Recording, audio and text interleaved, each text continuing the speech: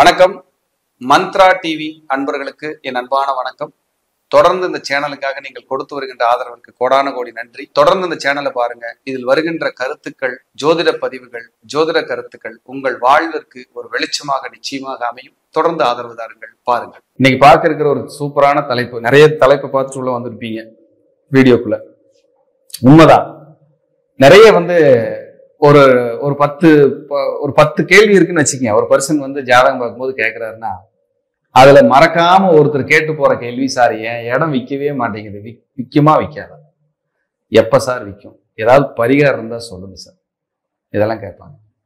பொதுவாகவே இடம் விற்கிறதுக்கும், இடம் வாங்கினா அழியறதுக்கும் விற்கிறதுக்கும் நம்ம ஜாதகத்துல கொடுப்பனை இருக்கணும். முதல்ல கொடுப்பனை பாருன்னு நம்ம முன்னோர்கள் சொல்லுவாங்க. என் குருநாதர் அதான் சொல்லுவாருப்பா, முதல்ல கொடுப்பனை பாருப்பா, இருக்குமா இல்லையா, அப்புறம் போய் நம்ம இருக்குதுன்னா தேடுவோம், கிடைக்கலன்னா ஏன் தேடிட்டு, போர் போடுறோம், தண்ணி வருமா, அந்த அந்த 1 இன்ச்சு 2 இன்ச்சு தண்ணி வருமா, வராதுன்னா ஏன் போர் போட்டுட்டு, இந்த மாதிரி ஒரு தேங்காய் எடுத்தா கூட இப்படி ஆட்டி பார்ப்போம், தண்ணீர் நிறைய இருக்கா, நல்ல காயா பாருங்க.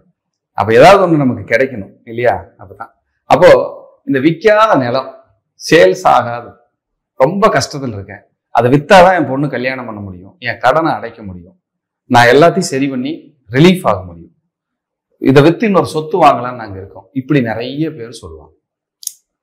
இதுக்கு என் அனுபவத்துல 80% வெற்றி கண்ட பரிகாரத்தை சொல்றேன். 20% ஏதாவது ஒரு காரணத்தினால நடக்காம போயிருக்கலாம். நான் 100க்கு 100 சூப்பரு, நான் தான் பெரிய கிங்கு, நம்ம சொல்ற பரிகாரம் டாப், அந்த வேலையே எனக்கு வேண்டாம். இருக்கிறத உண்மையை பேசி தப்பிச்சுக்கிறதா நல்ல நல்ல பிள்ளைக்கு அடையாளம். உண்மைதானுங்க. உண்மை சாக விடாது, பொய் வாழ விடாது. இந்த தத்துவத்துல நான் தெளிவா இருக்கேன். அதனால நான் சொன்ன இந்த பரிகாரம் 80%க்கும் மேலான நபர்கள் பலனடைஞ்சிருக்காங்க, ரொம்ப நல்லாவும் இருக்காங்க. அப்போ அதுக்கான விஷயத்தை தான் நான் உங்களுக்கு சொல்ல போறேன். இது பொது பலன், உங்க ஜாதகத்துக்கும் இதுக்கும் சம்பந்தம் இல்லை, இது பொது பலன். நான் மகர ராசி இதை செய்யலாமான்னு ஒருத்தர் கேட்பார், நான் கும்ப ராசி இதை செஞ்சா நல்லதா அப்படின்னு ஒருத்தர் மெயில் போடுவார். இதுக்கு ரிப்ளை பண்றதுக்கு டைம் இருக்காது. அதுக்காக என்ன நீங்க சங்கடப்பட்டுக்குவீங்க, அது ஏன் சூழ்நிலை என்னன்னு உங்களுக்கு தெரியாது இல்லையா. அதனால நான் யாரையுமே வருத்தப்பட வைக்கிறது இல்லை. இருக்கிறது என்னங்கிறது உடைச்சு பேசிடுறது உண்மையா, இதான் உண்மைங்க. அப்போ முதல்ல உங்க பூமி விற்காத இடம்னு வச்சுக்குவோம். அங்க வடகிழக்கு மூலை, சரிங்களா, அதாவது வடக்கும் கிழக்கும் ஈசானிய கார்னர்னு சொல்லுவோம்.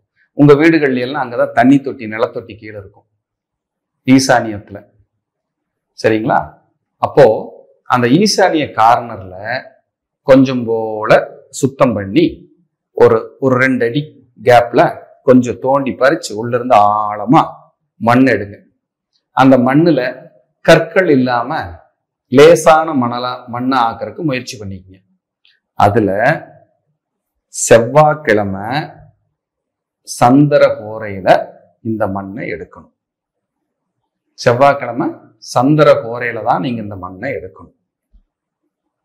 செவ்வாய்க்கிழமை சந்திர ஹோரையில இந்த மண்ணை எடுத்து உங்க இல்லத்துக்கு கொண்டு போய் உங்க பூஜை ரூம்ல தலைவாலையில வச்சு அந்த மண்ணை பிடிச்சு பிள்ளையாரா பிடிச்சு வச்சு அதுல ஒரு அருகம்பில் செருகி பொட்டு சந்தனம் எல்லாம் வச்சு ஒரு தீபாராதனை காட்டி, இந்த லேண்ட் விற்காம இருக்கு, விற்கிறதுக்கு எனக்கு எப்படியாவது அனுகிரகம் பண்ணி கொடுங்க, கஷ்டம் நிறைய இருக்கு, இல்ல வித்தாத்தான் ஒரு நல்ல நிலைமைக்கு போக முடியும், இல்ல வித்துட்டு இன்னொரு லேண்டு நான் வாங்கணும், இதை வித்துட்டு நான் இன்னொரு வீடு கட்டணுங்கிற இருந்துக்கிற யாரானாலும் சரி, எடுத்துட்டு போய் அவங்க வீட்டுல வச்சு ஆத்மார்த்தமா, சார் எடுக்கிறது செவ்வாய்க்கிழமை சந்திர ஹோரையில எடுத்துறோம், பூஜை எப்ப சார் பண்றது, எப்ப வேணாலும் பண்ணுங்க, இப்பதான் பண்ணணும்னு இல்லை, எப்ப வேணாலும் பண்ணலாம். போயிட்டு ஓடுற தண்ணி இருக்கு இல்லைங்களா, அந்த 3 பிள்ளையார எடுத்துட்டு போய் உங்க கையால கரைச்சி விட்டுருங்க. ஓடுற தண்ணி ஆறா இருந்தா பெஸ்ட், பெரிய வாய்க்காலா இருந்தா செகண்ட். ஓடுற தண்ணி தான், நிக்கிற தண்ணியில கிணறு, குட்டை, குளம் இதுல கரைக்க கூடாது, ஓடும் நீர்ல தான் கரைக்கணும். ஏன்னா நீர்நிலைகளை ராசி தத்துவத்துல 3ஆ பிரிச்சிருக்கிறோம். கடகம் தான் ஓடுற நீர், அங்கதான் குரு உச்சமாகிறாரு. அப்பதான் கரைச்சி விடும்போது காசு கொடுக்கும் உங்களுக்கு. தேங்குற நீர் விரிச்சிக்கும், கடல் மீனும். பாருங்க சித்த புருஷர்கள் முன்னோர்கள் எப்படி பிரிச்சு வச்சிருக்காங்க. இப்படி தரம் பார்த்து எந்த இடத்துல என்ன பரிகாரம் செஞ்ச வேலை செய்யும் பார்த்து நம்ம பரிகாரம் பண்ணும்போது தான் நம்ம லாஜிக் சக்சஸ் ஆகும். நல்லா யோசிங்க. நான் சொல்ற பரிகாரங்கள் எல்லாம் பிரச்சனைக்கு கிடையாது. எந்த கிரகம் பிரச்சனை பண்ணுதோ அந்த கிரகத்துக்கு தான் பரிகாரம். பிரச்சனைனா ஜாதகத்தை வீட்டில் வச்சுட்டு சார் எனக்கு கல்யாணம் நடக்கல, சார் நான் வண்டி வாங்க முடியல, சார் நான் பாஸ் பண்ணல, சார் எனக்கு வேலை கிடைக்கல, சார் எனக்கு டைவர்ஸ் நடக்கல, எதுக்குனாலும் பரிகாரம் கேட்டு போயிடலாம்ல. ஜாதகம் எதுக்கு? பரிகாரமே கேட்ட வேலை முடிஞ்ச. ஜாதகத்தை கொண்டு ஏன் பரிகாரம் கேட்கணும்? எந்த கிரகத்தினாலும் உங்களுக்கு பிரச்சனை, அதுக்குத்தான் ஜாதகம், அதுக்குத்தான் பரிகாரம். மறந்துடாதீங்க. சோ அதுக்காக இந்த பரிகாரத்தை நீங்க பண்ணணும். எப்படி சார்? நான் எங்களுக்கு ஜாதகமே இல்லை, நீங்க பொதுப்படையானதான் சொல்லிடுங்க.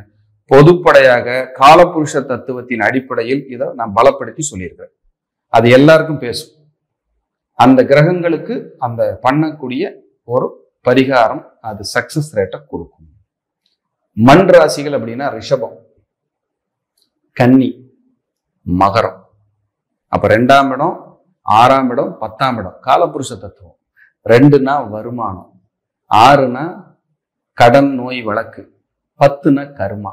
அப்போ ஒரு கடன் அடைக்கிறதுக்கு தான் 80% பேர் லேண்டை விற்கிறேன்பாங்க. அந்த அந்த கடன்கிற கர்மா தீர்ந்து காசு வரும். அதான் ரிஷபம், கன்னி, மகரம். எப்படி லாஜிக் பாருங்க. ஏன் ஓடுற தண்ணியில கரைக்க சொல்றோம் அப்படின்னா, ஓடும் நீர் தான் கடகம். கடகத்துலதான் குரு உச்சமாகிறாரு, செவ்வாய் கடகத்துலதான் நீசமாகிறாரு. அப்பத்தான் அந்த செவ்வாய்ங்கிற லேண்டு உங்க கைவிட்டு போகும். சரி, இதே மாதிரி சொத்து சேர்க்கறதுக்கு ஏதாவது சொல்லுங்க. கண்டிப்பா சொல்றேன்.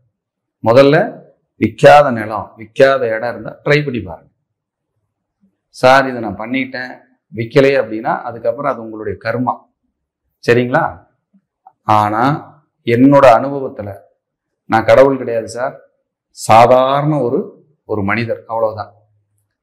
நான் என்னை மிகைப்படுத்திக்க விரும்பல, அது எனக்கு வேண்டவும் வேண்டாம். என் குருநாதர் ஆசீர்வாதத்துல நான் இந்த பரிகாரம் 80% படிச்சிருக்கேன். 20% ஏன் பழிக்கலன்னு தெரியல. அது அவங்கவுங்க சுயகர்மா ஆழமா கூட இருக்கலாம், ஸ்ட்ராங்கா கூட இருக்கலாம். சிலருக்கு 4 தடவை போனதையுமே உங்களுக்கு கவர்மெண்ட் ஆபீஸ்ல வேலை நடக்கும், சிலர் போன உடனே நடக்கும், சிலருக்கு 10 தடவை போனதுக்கப்புறம். ஏன்னா அவங்கவுங்க கட்டத்தின்படி அங்க நடக்கும். இதான் உண்மை. அப்ப நீங்க போய் பண்ண வேண்டிய செயல்களை ஆத்மார்த்தமா நான் சொன்ன நாள்ல, சார் அன்னைக்கு செவ்வாய்க்கிழமை அஷ்டமியா இருக்கு, நவமியா இருக்கு, கரிநாளா இருக்கு, இதெல்லாம் கரெக்டா சார்? பண்ணிக்கங்க. இதுக்கு சம்பந்தமே இல்லை. லேண்ட் விற்கணும். நம்மளே நலிந்தோருக்கு இல்லை நாளும் கிழமையும்ங்கிறாங்க.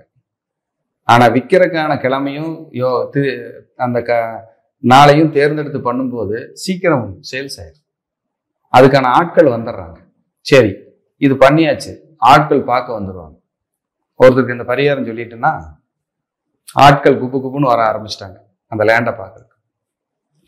அவரு ஒரு தொகை மனசுல பிக்ஸ் பண்ணி வச்சிருந்தாரு, இதுனா கொடுத்துடலாம். ஆள்கள் நிறைய வர்றதை பார்த்துட்டு ஆசையாயிடுச்சு. இந்த தொகை என்ன சொன்னாரோ அதை விட 2 மடங்கு ஏற்றி சொல்ல ஆரம்பிச்சிட்டாரு. அது விற்கலைன்னா அதுக்கு நான் பொறுப்பாக முடியாது. இந்த பரிகாரம் பண்ணா அந்த ஆக்கர்ஷணம் வந்துடும், ஆளு பார்க்கவோ பேசவோ வர ஆரம்பிச்சிருவாங்க. இதை வித்துக்க வேண்டியது, உங்களோட மார்க்கெட் ரேட்டுக்கு பண்ணிக்க வேண்டியது அது உங்க பொறுப்பு. ஸோ அப்படி செய்யுங்க. விற்காத நிலம், கஷ்டத்தோடு இருக்கீங்க, இது வித்தாதான் விமோச்சனம்னா அது சீக்கிரம் நடக்கட்டும், உங்களுக்கு நல்லதே நடக்கட்டும்.